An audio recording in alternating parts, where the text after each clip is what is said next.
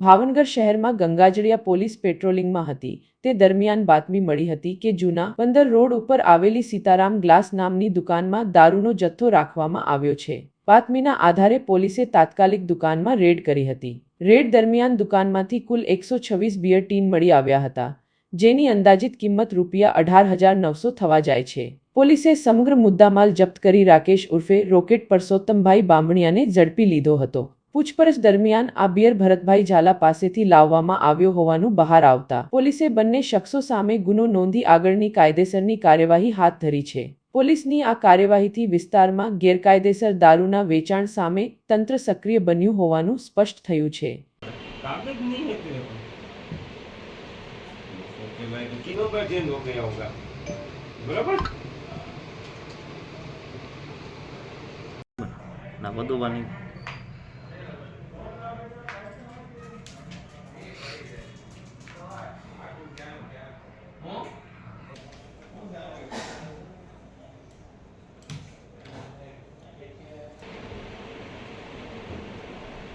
क्या क्या नाम है उसका? गाड़ी नहीं पड़ी है।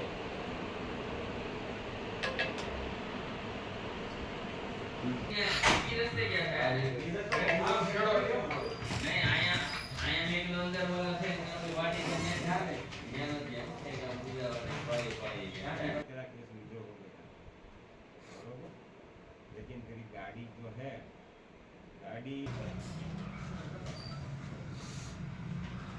थोड़ा